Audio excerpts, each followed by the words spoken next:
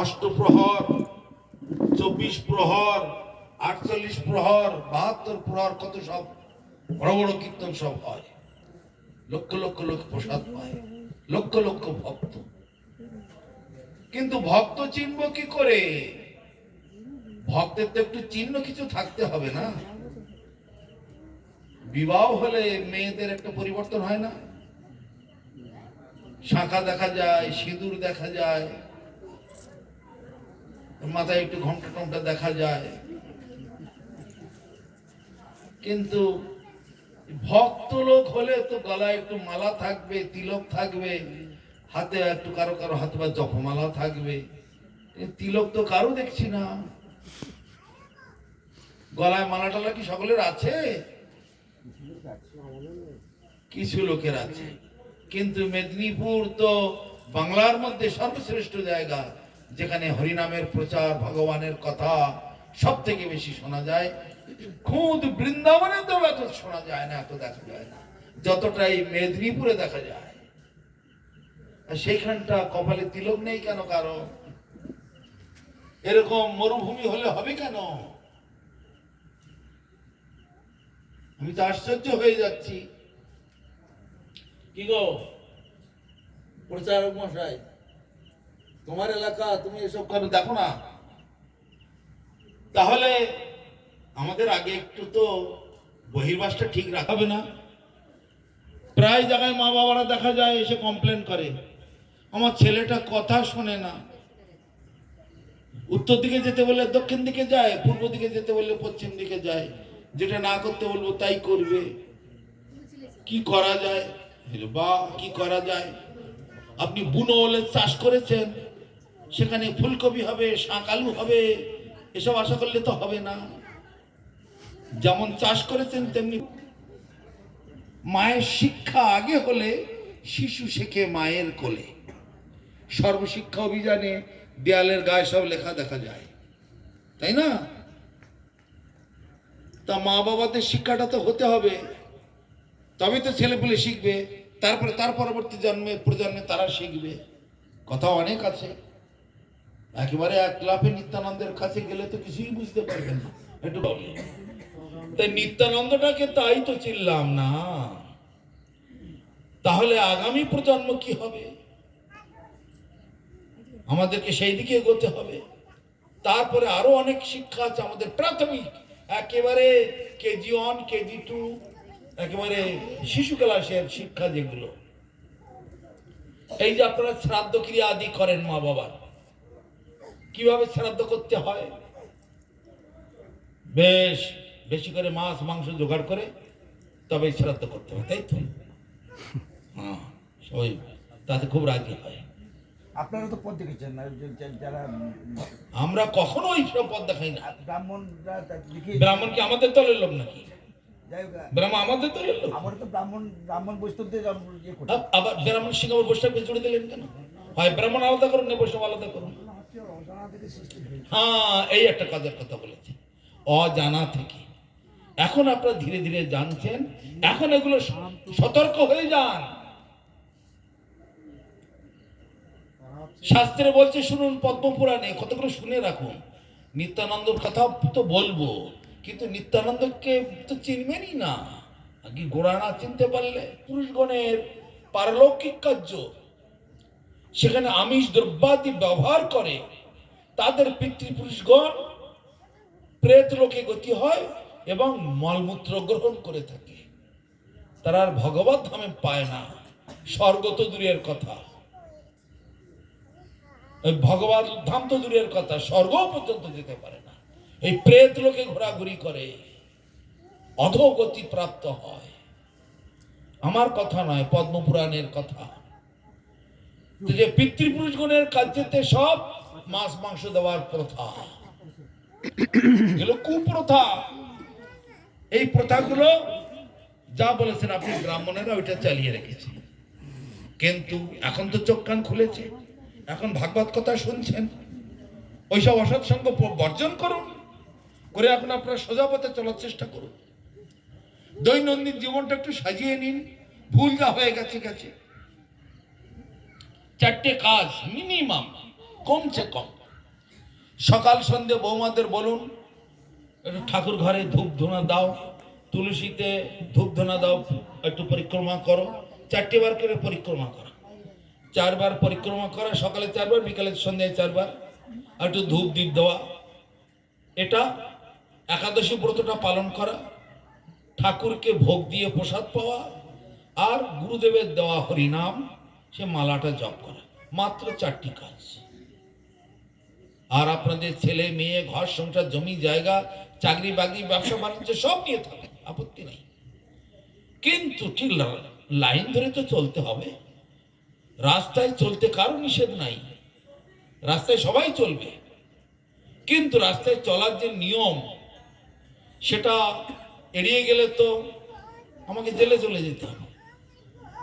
সামনে যেতে গেলে বাঁ দিক ধরে চলতে হবে, ওরা যারা আসবে তাদের বাঁ দিক থেকে আসবে, লাল বাতি জ্বললে দাঁড়াতে হবে, হলুদ বাতি জ্বললে গাড়ি স্টার্ট করতে হবে, আবার সবুজ বাতি জ্বললে গাড়ি চালাতে হবে। নিয়ম কানুনগুলো তো ফলো করতে হবে, পুলিশে হাত দেখালে দাঁড়াতে হবে। এইগুলো না করলে কোনো মতেই আমি রাস্তায় চলতে পারবো না। তেমনি সমাজে চলতে গেলে প্রাথমিক নিয়মগুলো পালন করতে হবে। তো ব্রাহ্মণেরা ওরা শেখাবে না, ওরা শক্তির উপাসনা করে, ভোগের জগতের উপাসনা করে, কিন্তু ভোগে তু রোগ ভয়, যত করবে ভোগ তত হবে রোগ। ভোগ মানে আসল ভোগ কাকে বলা হচ্ছে? ভবরোগ। এই মায়ার জগতের প্রতি, মিথ্যার জগতের প্রতি, দুঃখময় ত্রিতাপ জ্বালাময় এই জগতের প্রতি একটা দুর্বার আকর্ষণ, এই হচ্ছে সব থেকে ভয়ঙ্কর রোগ। আর ফোন সবাই পকেটে নিয়ে বসে আছে, যত গুরুত্বপূর্ণ যত ভালো কথাই হোক না কেন, নাতি নাতনিকে ছেলে মেয়ে একটু ফোন করেছে, সঙ্গে সঙ্গে উঠে ছুটবো, সেটাই বেশি বড় হয়ে গেল, ভাগবত কথা তখন ছোট হয়ে গেল। কার মধ্যে নিষ্ঠা নেই, কথা যত সময় হবে ফোন আমি বন্ধ করে এখানে বসে থাকবো। আজকাল বড় বড় অফিস আদালতে সব জায়গায় বলা আছে ফোন বন্ধ রাখে, এখানে প্রবেশ করবে। কিন্তু ভাগবত কথার আসলে সব ফোন পকেটে নিয়ে কে কখন ফোন করলো সঙ্গে সঙ্গে উঠে চলে গেলাম, হ্যালো। তাহলে আমার সব সময় জড়ের প্রতি আকর্ষণ, এইগুলো আস্তে আস্তে সংশোধন করতে হবে আমাদেরকে। কিভাবে সংসার করা উচিত, কিভাবে ঠাকুরকে ভোগ দেওয়া উচিত, কিভাবে একাদশী করা উচিত, এগুলো মানতে হবে। তারপরে আরো বলা হচ্ছে নো ধারয়ন্তি মালা য তুলসী কাষ্ঠ সম্ভবম নরকাদ নানি বর্তন্তে দগ্ধা কোপাগ্নি না হয়। যার গলায় তুলসীর মালা থাকে না, শ্রীহরির কোপ দৃষ্টি বা কুদৃষ্টি তার প্রতি বর্ষিত হয় এবং তার নরক গতি হয়।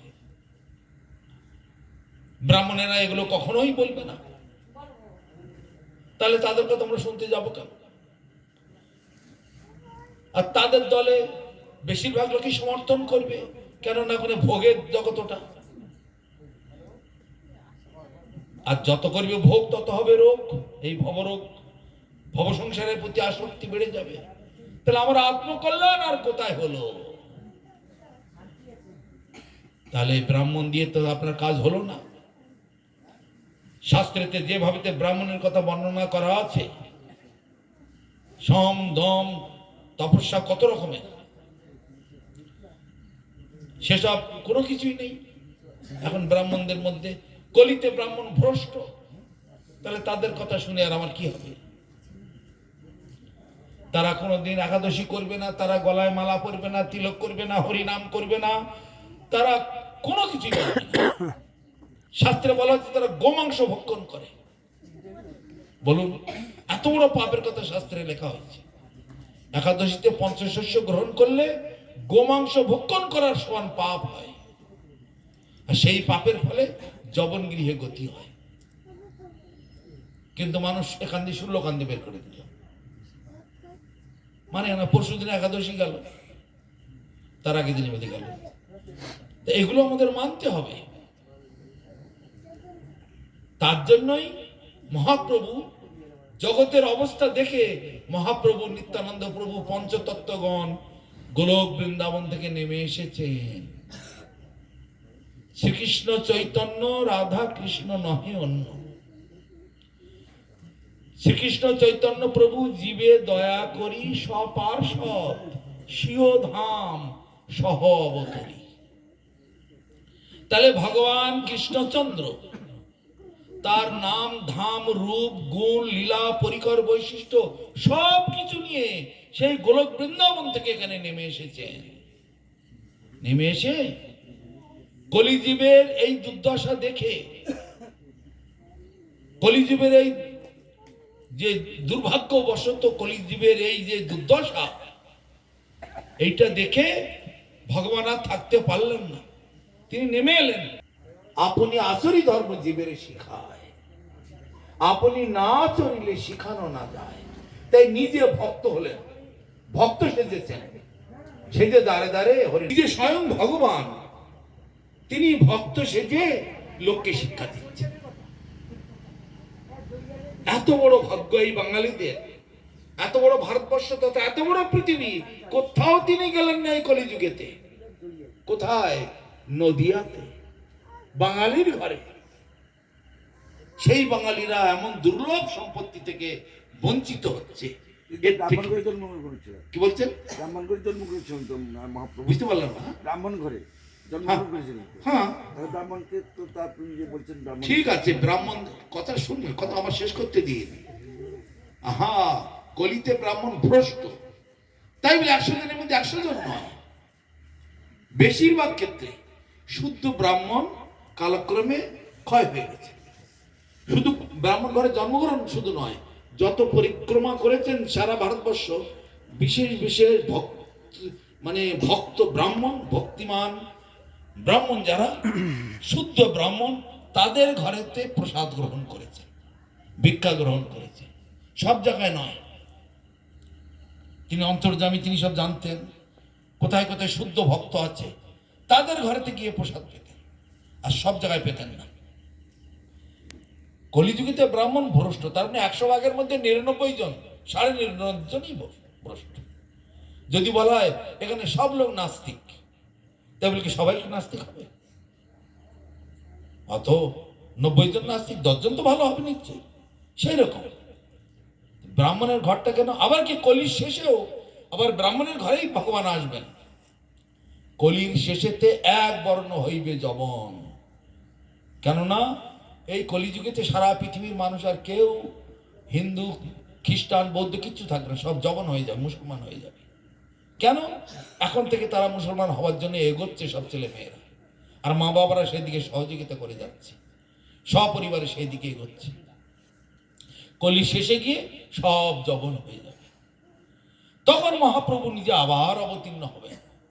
কল্কি অবতার, কলির শেষে এক বর্ণ হইবে যবন, মহাপ্রভু অশ্বপৃষ্ঠে আসি করিবেন ছেদন। অশ্বপৃষ্ঠে এসে বিরাট বলবান, বিরাট তেজস্বী, শ্বেত বস্ত্র পরিধান করে বিদ্যুৎ বেগেতে ঘোড়ার পিঠে চেপে সারা বিশ্বেতে তিনি ঘুরবেন, সমস্ত যবনকুলকে কেটে ধ্বংস করে ফেলবেন, খতম করে দেবেন। কেননা গীতাতে উনি বলে রেখেছেন, যখন যখন ধর্মের গ্লানি হয়, অধর্ম মাথা চাড়া দিয়ে ওঠে, আমি তখন তখন অবতীর্ণ হই, অধার্মিকগুলোকে বিনাশ করে দিই, ধার্মিকদেরকে রক্ষা করি। এইভাবে আমি যুগে যুগে অবতীর্ণ হই। তা সেই কলিযুগেতে যখন কলির শেষে যখন আসবেন, অত্যন্ত দুরবস্থা তখন হবে কলির।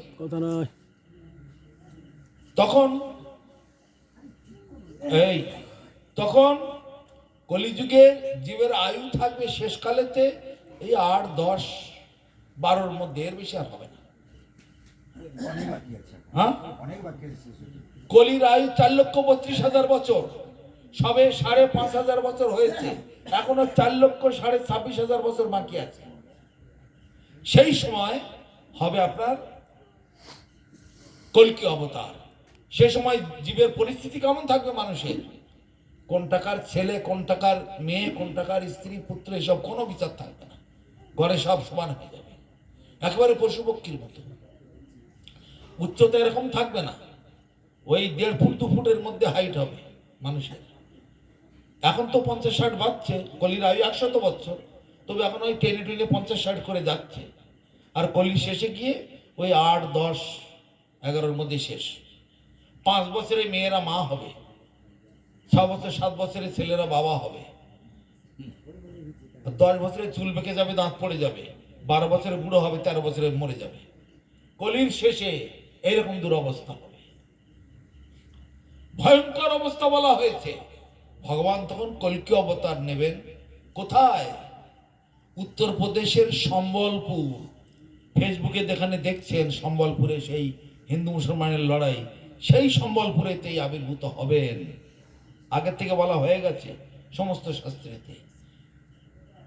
বিষ্ণু যশা নামক এক ব্রাহ্মণের ঘরেতে, দুটো একটা কতিপয় নিষ্ঠাবান ব্রাহ্মণ থাকবেন। তাই বিষ্ণু যশা নামক এক ব্রাহ্মণের ঘরেতে জন্মগ্রহণ করবেন, করে সেখান থেকেই তিনি আরম্ভ করে দেবেন অধর্ম নাশের, অধর্মদেরকে বিনাশ করবেন। আর ব্যাপকভাবে এখন অধর্ম ছেয়ে যাচ্ছে, আর সেই অধর্মকে উৎসাহ দেওয়ার জন্য আরো অধার্মিক লোকেরা সেই দিকে এগিয়ে দিচ্ছে। তা এই হচ্ছে এই যুগের ব্যাপার। সত্য যুগে 100 বার ধর্ম ছিল, ত্রেতাবুদ যুগে 4 আনা কমে গেল, 12 আনা ধর্ম ছিল। দাপর যুগে আরো 4 আনা কমে গেল, 50-50 হয়ে গেল। কলি যুগে আরো 4 আনা কমে গেল। 12 আনা হলো অধর্ম, 4 আনা থাকলো ধর্ম। তা সেই 4 আনা ধর্মকে সেটাকে বিনাশ করে দেওয়ার জন্য কলি উঠে পড়ে লেগেছে। আর সেই সঙ্গে এই নির্বোধ মানে অজ্ঞান মূর্খ মানুষেরা সেই দিকে সহযোগিতা করে যাচ্ছে। কারা সেই দিকে সমর্থন করবে? ওদিকে মনুসংহিতা বলা হয়েছে 5 প্রকারের লোকেরা। 5 প্রকারের লোক কারা? মহামূর্খ, মহানাস্তিক, মহাভোগী, মহারজতম গুণী আর মহাদেশদ্রোহী। এই 5 প্রকারের লোকেরা কলিযুগেতে অসৎ রাজাকে সমর্থন করবে, সৎ রাজাকে সমর্থন করবে না। বুঝতে পারছেন? তাই দেখুন এখানে বৈষ্ণবরা এত সুন্দরভাবে নিষ্ঠা সহকারে প্রচার চালাচ্ছে গ্রামে গঞ্জে, তাদের কথা কিন্তু বেশি লোক শুনতে পছন্দ করেন না। এখানে মনে করুন 1 মাস ধরে ভাগবত কথা হচ্ছে এই গ্রামে। বা একটা বিচারের কথা বলি, 1 মাস ধরে ভাগবত কথা হচ্ছে। হাজার হাজার লোক প্রতিদিন, হাজার হাজার গাড়ি আসছে, চাল ডাল তেল মশলা খুব খাওয়ান দাওয়ান হচ্ছে, খুব হরিকথা, খুব কীর্তন নগর বর্বন হচ্ছে। এইবার 1 মাস পরে এই গ্রামে আবার এক অনুষ্ঠান হচ্ছে। গ্রামের এক প্রান্তে এক শেঠ, বড় জমিদার, তার ছেলের বিয়ে। আর এখানে এক শেঠ, সে 1 মাস হরিনাম প্রচার করার পরে শেষকালে সে মানে সেবা, সমস্ত গ্রামের লোককে সেবা দিচ্ছে।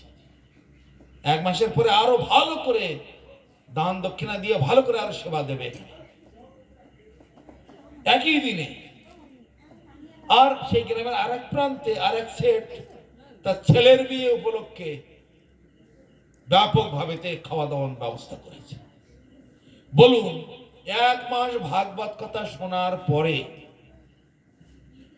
শেষের দিনেতে একই দিনে 2 জায়গায় মহোৎসব পড়েছে।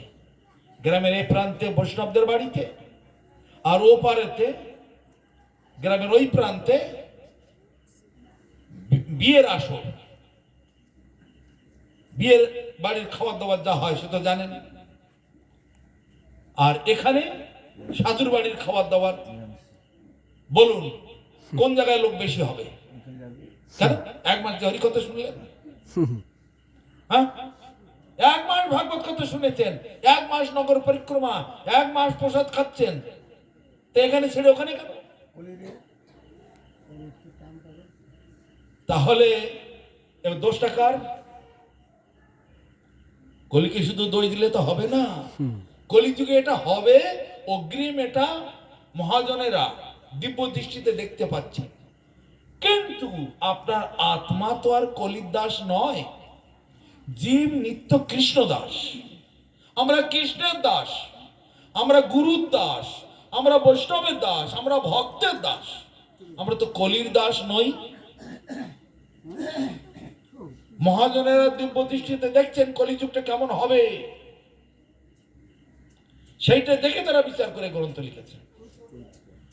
তা এত কথা শোনার পরে শেষকালে এই সাধুর বাড়ি ছেড়ে দিয়ে ওই বিয়ে বাড়ি গিয়ে খাওয়ার জন্য সেখানে যা লোক হতো, কলকাতার লালবাজার থেকে পুলিশ ডেকে আনতে হলো, লাঠি চার্জ করে লোক সামলাতে হচ্ছে, ঢালাও খাওয়া দাওয়া বোতল টোতল সব ব্যবস্থা আছে, একেবারে যত খুশি যে যত পারো, আমার একমাত্র ছেলের বিয়ে, এত হরি কথা ভাগবত কথা গেল কোথায়? দোষটা কার? আমাদের পূর্ব জন্মের কর্মফল, পূর্ব জন্মার্জিত কর্মফলম পশ্চাৎ ধাবতি ধাবমান, পূর্ব জন্মের স্বভাব, এগুলো কোথা থেকে এসেছে? এবং পরম্পরা প্রাপ্ত মিমাং রাজর্ষয় বিদু, পারম্পর্যক্রমে। পারম্পর্যক্রমে মানে এই মা বাবা, এই আপনারা যেমন মা বাবা আপনাদের ছেলেদেরকে ওইসব কুশিক্ষা দিচ্ছেন, আপনারা পেলেন কোথায়? আপনাদের মা বাবার কাছ থেকে। আবার তারা পেলে কোথায়? তার মা বাবার কাছ থেকে। তারা পেলে কোথায়? তার মা বাবার কাছ থেকে। এইভাবে ধাপে ধাপে উঠতে যান, শেষকালে আপনারা কোথা থেকে এসেছেন সেটা একবার খোঁজ করেছেন? বা আপনার গোত্র কি? আপনার গোত্রটা কি? পরাশর। তার মানেটা কি?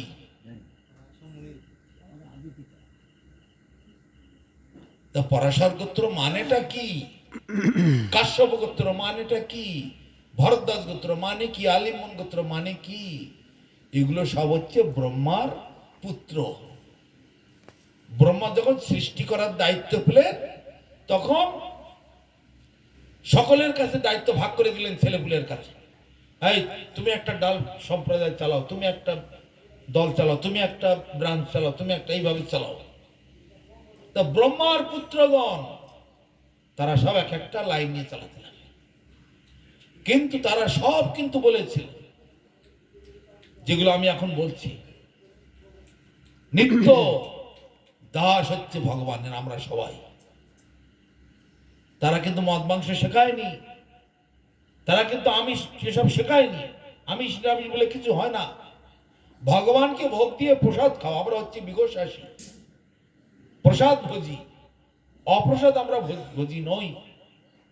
ভগবানকে না দিয়ে খাওয়াটাই হচ্ছে অপরাধ। আমাকে যারা না দিয়ে খায় তারা সব চোর। বিশ্ব ব্রহ্মাণ্ড আমার।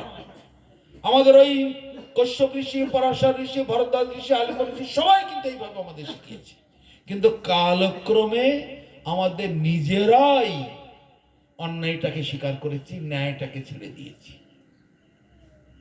যার জন্য এক মাস ধরে ভাগবত কথা শোনার পরেও আপনাদের সেই ময়লা কাটলো না। যেমন জং ধরা লোহা জংই ধরে থাকলো। একটা বড় চুম্বক নিয়ে আসুন এখানে, হাজার হাজার লোহার টুকরো সব তার গায়ে চলে আসবে, কিন্তু কিছু লোহা আবার তার কাছে আসবে না। কোন লোহা আসবে না? যেগুলো জং ধরা লোহা তারা কিন্তু চুম্বকের দ্বারা আকর্ষিত হবে না, তারা চুম্বকের গায়ে আসবে না। কিন্তু নতুন লোহাগুলো ফটাফট চলে আসবে। জং ধরা লোহা একটাও আসবে না। একটা হাতুড়ি নিন ভালো করে, ওই জং ধরা লোহার উপরে গিয়ে খুব করে পেটান, জংটা ছেড়ে যাবে, সঙ্গে সঙ্গে চুম্বকের গায়ে চলে আসবে, তাই না? তাই ভগবান এই জগতে এসেছেন হাতুড়ি সেজে জং ছাড়াবার জন্য। তবে এই অন্য যুগের মতো করে আসেননি। সত্য যুগে শঙ্খচক্র গদা পদ্মধারী, ত্রেতা যুগে তীরধনু, দ্বাপর যুগে গদা অস্ত্র সুদর্শন এইসব নিয়ে, কিন্তু কলিযুগে ওই খোল আর কর্তা, কাউকে মারেননি। সংসারের পার হই ভক্তির সাগরে যে ডুবিবে সে ভজুক নিতাই চাঁদেরে। এই সংসারটা আমাদের জায়গা নয়, এটা অজ্ঞান বশত এটা করে রেখেছে। এটা পাপের জায়গা। যেমন জেলখানা কখনো আমাদের বাড়ি নয়। জেলখানা কি আমাদের বাড়ি? তো জেলখানার মধ্যে অত লোক কি করে? কেন ওখানে? হ্যাঁ, আমরাও তেমনি এখানে যারা আছি দোষ করেছি বলে এখানে আছি। আমরা ভগবানকে ভুলে গেছি। কৃষ্ণ বহির্মুখ হইয়া ভগবান চা করে, নিকটস্থ মায়া তারে জাপটিয়া ধরে। পিশাচি পাইলে যেমন মতিচ্ছন্ন হয়, এই মায়াগ্রস্ত জীবের হয় সেবা বুদয়। পিশাচি পাইলে মানে ভূতে ধরলে, ভূতে ধরলে জীবাত্মা নিজের নাম বলতে পারে না, নিজের পরিচয় জানে না, বাবার নাম কিছুই বলতে পারে না। এই মায়ায় যখন ধরে ধরে এরা তেমনি তাদের গোত্রই বলতে পারে না, বাবার নাম তো দূরের কথা। কার কি গোত্র, কেন এখানে এসেছো, কেন সংসার, কিচ্ছু বলতে পারে না। শুধু কেবল আত্মেন্দ্রিয় প্রতিবাঞ্ছা, কি পাবো, কি খাবো, আরো চাই, আরো চাই, আরো পাই, কনক কামিনী প্রতিষ্ঠা, এইসব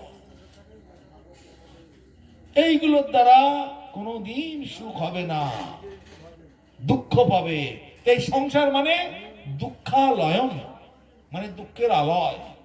অশাশ্বতম মানে অস্থায়ী, কোনোদিন স্থায়ী নয় এই সংসার।